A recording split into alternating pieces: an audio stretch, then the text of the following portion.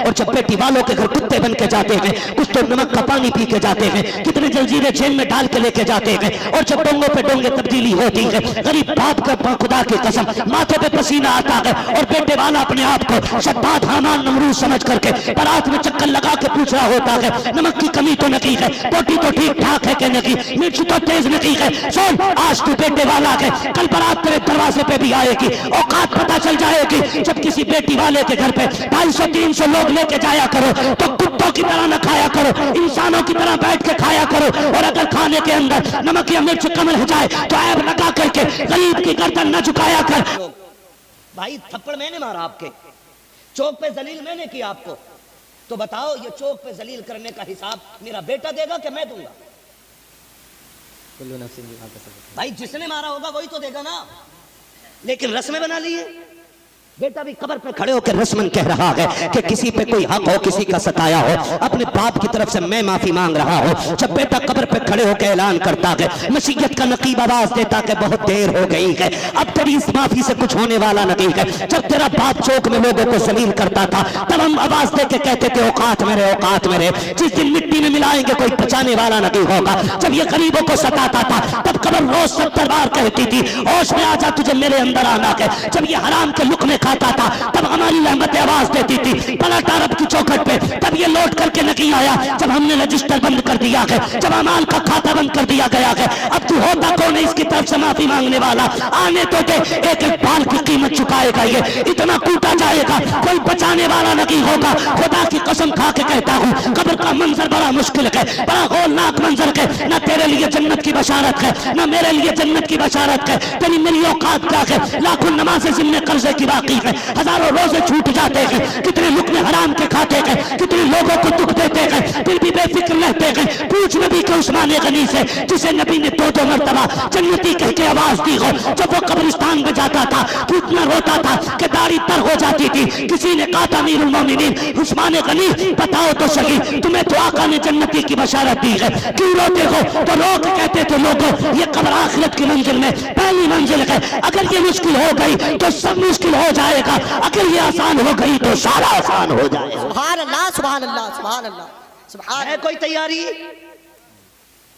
मालदार था अब्बा तो बेटा 3 बार चने करा रहा, 3 बार नहीं 30 बार करा ले, और एक गरीब का 1 रुपया लेके मर जा। अल्लाह के बनाए हुए उसूल की रोशनी में कह रहा हूं, अल्लाह उस वक्त तक जन्नत नहीं देगा जब तक 1 रुपए का हिसाब तराजू में रख के बराबर नहीं करा लेगा। बेशक डर ही नहीं है कोई। ऐसे मिजाज हो गए हमारे, पीर साहब भी हमें तो कहते हैं चलो ला भाई डर वल्ला। कायनात के सबसे बड़े पीर को मोहम्मद रसूलुल्लाह कहा जाता है। मेरा नबी कायनात का सबसे बड़ा जोर से सबसे बड़ा पीर है। और उसका आलम क्या था? तुम्हारे ही लिए ताए गुनहगारों सियाकारों, ये शब भर जागना और रात भर रोना मोहम्मद का, है ना? हम तो सोचते नहीं जैसा भी आ जाए जल्दी से मर्सिडीज आ जाए, फॉर्च्यूनर आ जाए, ताकि गांव में 2-3 बार हॉर्न बजा के दिखा दे। हॉर्न तो बेटे उस दिन बजेगा जिस दिन जनाजे पे 4 कंधे पे लेट के जाएगा, वो जो मस्जिद से बजता है, सुनो आज फला की सांसें खत्म हो गई हैं, आज मर गया फला। बंदा उठ के कहता है शाम तो मिला ही था चाय की दुकान पे, तो बड़े लंबे लंबे गप्पे मार रहा था। ये आती आखिरी, कहते मर गया, क्या हो गया था? का पता नहीं, पानी पी रहा, फंदा लगा, खत्म। भरोसा मत करो, सांसों की डोरी टूट जाती है, छतें महफूज रहती हैं, हवेली टूट जाती है। किसी दिन प्यास के बारे में उससे पूछिए जिसकी कुएं में बाल्टी होती है, रस्सी टूट जाती है। कुछ लोगों को बुरा लग रहा होगा ना, कमेटी वालों ने कितना खूसड़ मुलाना बुलाया है, एक भी मीठी बात नहीं कर रहा, जन्नत फ्री की बाटी नहीं रहा। जन्नत मेरे बाप की नहीं, जन्नत रसूल पाक की है। जन्नत उसे मिलेगी जिसे मुस्तफा अता करेंगे। नौजवानों लुक्मे हलाल करो, लुक्मे हलाल करो, जोर से लुक्मे हलाल करो। इतनी सख्त ताकीद है हलाल लुक्मों की, इतनी सख्त है, आप अंदाजा लगाइए। हम तो सोचते ही नहीं ना कैसा है, हम तो किसी के हक मारने को कहते हैं इसमें मेरा परसेंटेज बनना था जी, इसमें मेरा परसेंटेज बनना था भाई, मैंने अपना लिया, कौन सी मेहनत करी भाई। तो थोड़ा बहुत वो कहते हैं ना, हंडिया का मुंह खुलाओ तो बिल्ली को गैरत आनी चाहिए। सच्ची बताऊं, पहली उम्मत में एक गुनाह हो जाता था तो अल्लाह जमीन फाड़ के जमीन में धंसा देता था। सुअर बना दिए गए, बंदर बना दिए गए, रातों रात में कौमों की कौमें खत्म कर दी गई, आसमानों से पत्थर गिरा दिए गए। ये तो एहसान है हुजूर का कि एक नहीं, एक एक बंदे में लाखों ऐब है, लेकिन फिर भी अजाब नहीं आ रहा है। वजह क्या है ना, रब ने कुरान में कहा मा कान अल्लाहु लियुअज़्ज़िबहुम व अंता फ़ीहिम रसूला। महबूब ये जो बच जा रहे हैं ना गुनाह कर करके, ये सिर्फ इसलिए कह कि तू इनके बीच में रहता है, इसलिए मैं छोड़ देता हूं। सुभान अल्लाह, बहुत खूब, बेहतर, बहुत हराम के पैसे से बना के कह रहा हादा मिन फज़ल रब्बी, पूरी पैसे हराम से बन गई पूरी बिल्डिंग। हादा मिन फज़ल रब्बी। शराब की बोतल पे कुरान, शराब की बोतल पे जमजम लिख दो तो पाक हो जाएगी? नहीं। बोलो है। उन नौजवानों से कहना चाहूंगा, आपका बाप गरीब है ना, उसने अगर छप्पर में तुम्हारी जिंदगी कटवा दी है तो उसे गुर्बत की गाली ना देना। तुम्हारा बाप ईंटें रख के चढ़ाता है ना कंधे पे बिल्डिंगों पे, तुम्हारा बाप अगर रक्षा चलाता है ना और तुम्हें हलाल की खिलाता है, तो बूढ़ा हो जाए तो उसके तलवों को चूमना बैठ के, कहना एहसान है तेरा, तूने पसीना भला बहा के चटनी खिलाई थी, किसी का खून निचोड़ के मुर्गे नहीं खिलाए थे। एहसान माना करो उस बाप का। बाप का सबसे बड़ा फर्ज ये है कि वो आपको हलाल लुक़्मे खिला रहा है। करेंगे इंशाल्लाह, इंशाल्लाह करेंगे इंशाल्लाह, इंशाल्लाह। मेरे नौजवान भाइयों, कोई जरूरी नहीं है मौत अमीर को भी आनी है और किसको आनी, सभी को आएगी, अमीर को भी आनी है और गरीब को भी आनी है। अच्छा, अमीर की कब्र में क्या लालटेन रखी जाएगी? नहीं। कोई बल्ब, एसी वगैरह कुछ? अभी हो जुगाड़, लल्ला मालदार है, रखवा देगा पंखा। एक मर गए पीर साहब, पीर साहब मरे, वो कहने लगे सुनो कब्र में सुराग छोड़ देना। कहा क्यों? कहा इससे बरकतें निकलेंगी। अल्लाह। बैठ जा, बैठ जा, मेरे लाल बैठ जा। क्या कहा उन्होंने? ये सब बरकतें निकलेंगी। मुरीदों ने छोड़ दिया सुराग, 3 दिन के अंदर इतनी बदबू निकली कि पूरा मोहल्ला घर छोड़ के बाहर। अल्लाह के उसूल अपने, और उसने जो भी किया बेहतर किया। बेशक मिट्टी को इतना हौसला दिया है कि वो तुम्हारे ऐबों को भी छुपा लेती है और तुम्हारी अच्छाइयों का भी किसी को पता नहीं देती है। ये जमीन को हुनर बख्शा है रब ने, वरना रब अगर नाराज हो जाए ना, जमीन से कहते सुन अंदर नहीं रखना है, तो लाशें कितनी दबाई गई हैं, जमीनों ने बाहर फेंक दी है। बेशक कितनी लाशें दबी हैं, बाहर फेंक दी गई हैं, दरख्तों पे सुखाई गई हैं लाशें, आग लगाई गई है लाशों को। अगर मिट्टी बाहर नहीं फेंक रही है तो ये भी मेरे रब का एहसान है, बेशक ये भी मेरे रब का एहसान है, एहसान है। नौजवानों से कहना चाहूंगा, लुक़्मे हलाल करो, लुक़्मे हलाल करो, लुक़्मे हलाल करो, हलाल करो, हराम के करीब नहीं जाना है। आज लगी है ना कि यार मेरी भी गाड़ी होती, मेरी भी गाड़ी होती। आप जानते हो गाड़ी लेने में कितनी मुश्किलें बढ़ जाती हैं। बंदा पैदल चलता तो उतनी काम करता जितने में पैदल चल ले। आप देखो जहेज में बुलेट मांग लेते हैं लोग, मांग लेते हैं जी, बड़े कम लोग बोल रहे हैं, मांग लेते हैं जी। और 15 दिन बाद मिलो ना, मौलाना बुलेट बिकवाओ, ऐसा करके, ऐसा कर मौलाना बुलेट बिकवाओ। क्या हो गया भाई? तेल बहुत खा रही है। ली क्यों थी? अरे यार बातों में आ गया था बात ही। सुन, तेरे अब्बा ने एक कमरा बनाया है, 25 साल में तेरे बाप से बेटे के लिए एक छत सही सी नहीं बनी। उस बेटी वाले के जिगर को सलाम कर जिसने 25 साल की बेटी पाल के तुम्हारी गोद में डाल दी है यार। बेशक सुभान अल्लाह। फिर भी कुत्तों की तरह पड़े रहते हैं, बुलेट चाहिए और बुलेट चाहिए। अब तो दौर बदल गया है। वो बुढ़ा जिसे पूरी जिंदगी बेड पे बैठने नहीं मिलेगा, वो इतनी लंबी लिस्ट लिए घूम रहा, कह रहा पिलाई 3 इंच वाली होनी चाहिए बेड में। चच्चा तुझे तो एक दिन भी नहीं बैठने देगा तेरा बेटा, तू क्यों जहन्नम खरीद रहा, तू क्यों गरीब की बेटी पे बोझ बन रहा है। कह रहा 3 इंची की पिलाई से कम ना हो। तुम देखो जो इबलीस फितरत बाप होते हैं ना, ऐसे करके ना बगल में दबा लेगा वो परस पैसों वाला उस दिन। हाँ, और पूछता फिर रोटी ठीक है, रोटी ठीक है, नमक तो ज्यादा नहीं है बेटे। अगर हलाली औलाद है ना तो जो बेटी वाले के घर खिला रहा, इतना खाना अपने घर पे खिला के दिखा। औकात पता चल जाती है जब अपने घर दावतें बांटता। खड़े होकर कहता सुनो इतना नदियों को फेंक दे, जी। किसी बच्चे के प्लेट में थोड़े चावल बच जाए, किसने दिए थे इतने, सही से नहीं उतारे जा रहे।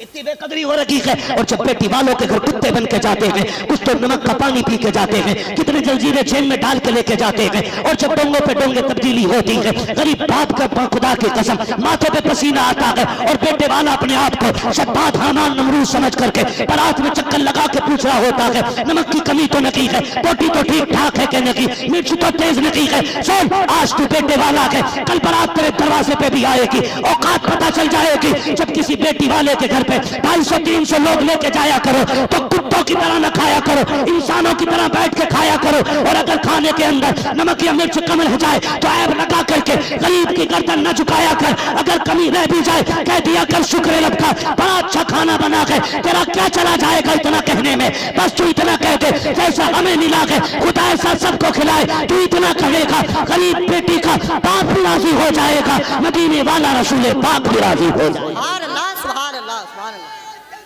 अल्लाहु अकबर। बहुत बेहतर है।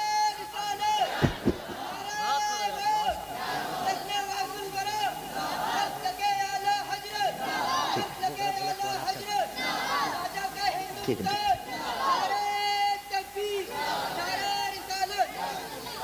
करेंगे इंशाल्लाह। इंशाअल्लाह। और मैं तो नौजवानों से कहना चाहूंगा, बताओ किसी के घर एक दिन कोरमा खा लिया तो क्या उम्र बढ़ जाएगी?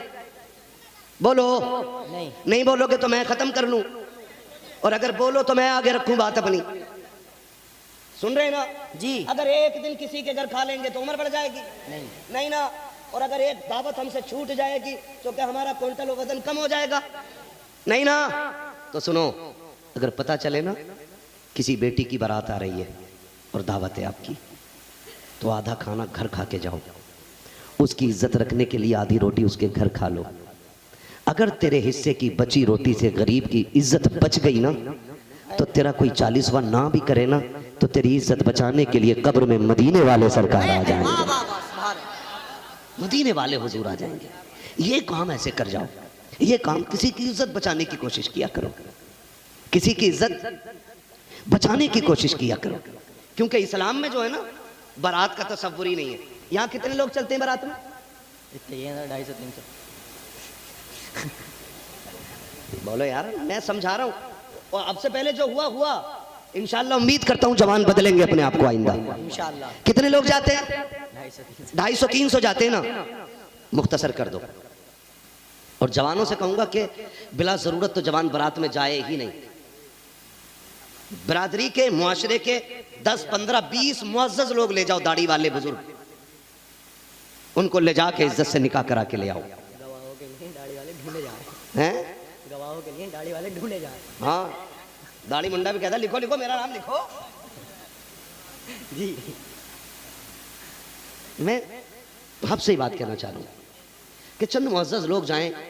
आज तुम मेरी बेटी को चंद लोगों के साथ ब्याह के ले आओ, कल मैं तुम्हारी बेटी को चंद लोगों के साथ ब्याह ले आऊंगा। बेशक। तुम मुझ पे बोझ ना बनो, मैं तुम पे बोझ नहीं बनूंगा।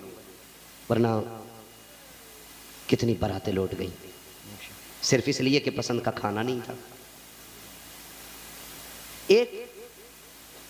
एक बकरा कुर्बानी के लिए क्या साल पालते हो?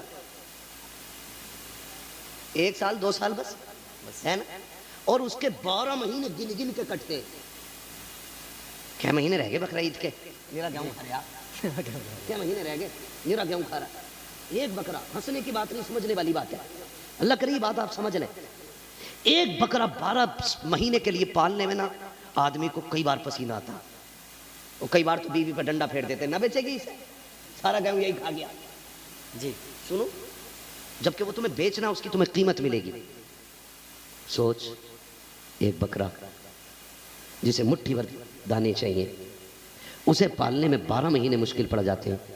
उस बाप की हिम्मत को तो दाद दे जिसने 25 साल बेटी को पाला हो, और नौकरानी बना के नहीं, अपनी बेटी को रानी बना के पाला हो। बेशक, सुभान अल्लाह, सुभान अल्लाह। फिर भी तुझे 250 आदमी का खाना चाहिए।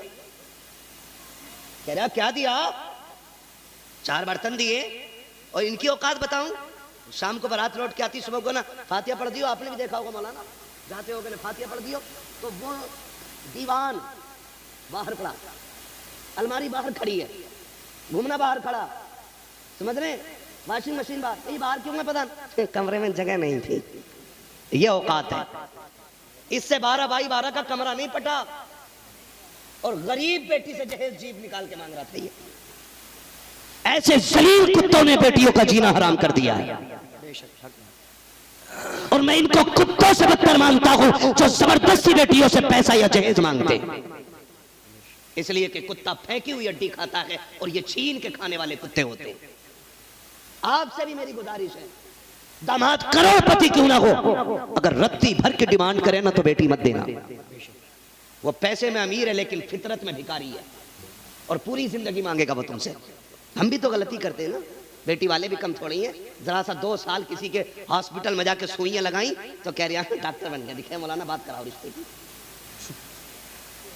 ऐसी ऐसी डॉक्टर ये घूम रही है, बुखार का दिन आवे कई कूले टेढ़े कर देते हैं, सुई लगानी नहीं आती और आला डाल के ऐसे चलेगा जैसे कि ऐसे देख के बता दे कि पथरी कितनी बड़ी कहां रखी है। गलत कह रहा हूं मैं? ये पैंट अंदर करी और यूं अंदर खुद में 6 बीमारियां हैं, अपनी नहीं पता, कभी इधर आला कभी इधर आला, ऐसे नस हाथ नहीं आती, कई जगह छेद करके नस पकड़ रहा और आला डाल के यूं टहल रहा। आदमी कहते यार ठीक ठाक दिखे। तुम्हें नहीं पता अभी कोरोना चला था ना, लोगों ने पानी के इंजेक्शन लगाए लोगों को, वो लूट बाजारी। मैं मेडिकल लाइन पे बात करना ही नहीं चाहता हूं, मुझे सबसे मनहूस लाइन अब मेडिकल लाइन लगती है क्योंकि सबसे बड़े डकैत अगर हैं ऊपर से लेकर नीचे तक तो मेडिकल लाइन में नजर आते हैं। गलत नहीं कह रहा हूं। एक दौर था कि डॉक्टर को मसीहा कहा जाता था और आज भी हम अपना मरीज ऐसे सौंप देते हैं कि बाप को अपने बेटे को बचाने का इतना भरोसा नहीं जितना हम डॉक्टर पे करते हैं। और वो जालिम ले जाके मार के 3 दिन ऑक्सीजन लगा के बिला वजह में पेट फुला के दिखा रहे हैं कि जिंदा है। लाश 3 दिन हॉस्पिटल में रखते हैं और 3 दिन बाद निकाल के देके कहते हैं पहले पेमेंट करो उसके बाद लाश मिलेगी। ये डकैती नहीं तो और क्या है? हम आह भी कर देते हैं तो हो जाते हैं बदनाम, तुम कत्ल भी कर देते हो तो चर्चा नहीं होता। मैं इसलिए चाहता हूं ज्यादा से ज्यादा मुसलमान डॉक्टर बने और आले वाले डॉक्टर नहीं, पढ़े लिखे डॉक्टर बने। पढ़े लिखे डॉक्टर 6 दिन अपनी मर्जी से दबा दे और एक दिन ऐलान कर आज पीर का दिन है, जो भी आएगा हुजूर के नाम पे सबको आज फ्री दवा दी जाएगी। एक दिन ऐसा रखे हर मुस्लिम डॉक्टर, पीर के दिन फ्री दवा दे या पर्चा फ्री कर दे या फीस न ले और कहे आज की फीस हुजूर के नाम है। और मैं कहता हूं खुदा की कसम पहले दुरूद पर फिर पुड़िया बांध, तेरी पुड़िया में शिफा हो ना हो मदीने वाले के दुरूद से शिफा होने लग जाए। ये होना चाहिए ना। ये मैं चाहता हूं मेरी लाइन के, मेरे स्टाफ के, यानी हमारी कौम के जवान पढ़े लिखे डॉक्टर बने। लेकिन पढ़े लिखे बनेंगे कहां से? अब्बा 8वें तक तो गांव के स्कूल में भेजते रहे जहां पे खिचड़ी मिले। किताबों की इतनी फिक्र नहीं जितनी प्लेटों की फिक्र। बस्ते में है कि नहीं? गिलास रख लिया? हाँ अम्मी है। प्याला के हाँ जा, खा पंजी दी। अंधे हो गए, अंधे हम। अय्याशी के लिए पैसा है, बदमाशी के लिए पैसा है, जुओं के लिए पैसा है, तमाशों के लिए पैसा है, सट्टों के लिए पैसा है, बदमाशियों के लिए पैसा है। अगर नहीं है तो तालीम के लिए पैसा नहीं है। सुनो, फाके करो, बच्चों के हाथों में कलम दे दो। मोहताज हो जाओ, बच्चों के हाथों में कलम दे दो। दूसरों की नौकरी करनी पड़े तो करो, अपने बच्चों के हाथों में कलम दे दो। इसलिए कि अब हुकूमत वो करेगा जिसके हाथ में कलम की ताकत रखी जाए। बिला वजह मारे रवाले नहीं कहते आधी रोटी खाएंगे बच्चों को पढ़ाएंगे। क्या नारा बोलो? आधी रोटी खाएंगे बच्चों को पढ़ाएंगे। आधी रोटी खाएंगे, बच्चों को पढ़ाएंगे। बच्चों को पढ़ाएंगे। पढ़ाइए अपने बच्चों को और इतना पढ़ाइए कि पढ़ाई थक जाए, बच्चे ना थके। बेशक कह रहे हैं अब्दुल नाम देखा ना तो निकाल दिया। चल ठीक है, 10% मानता हूं कि नाम की बुनियाद पे तुम्हें जॉब नहीं मिली, लेकिन किसी मर्ज का इलाज बन जाओ, किसी मर्ज का इलाज बन जाओ। मरीज घुटने टेक के तुम्हारे पास आएगा। जो 5000 मास्टर को देके हाई स्कूल में पास हुआ हो नकल करके, वो इंटरव्यू में निकाला नहीं जाएगा तो क्या होगा बताओ? 8वें तक खिचड़ी खाते रहे, है ना? तो छोटा बड़ा सुना, 8वें के बच्चे को छोटा बड़ा याद नहीं है तो ये MBBS बनेंगे? बोलो नहीं ना। और पढ़े लिखों से भी मेरी गुजारिश है, बड़ी तेजी से फितने। पैंट अंदर करके अगर इंग्लिश के 2 वर्ड याद हो गए ना तो अब किसी को इमाम थोड़ी मान रहा, इंजीनियर को इमाम मान रहा, प्लम्बर को। जी जिसका काम टोटियां जोड़ना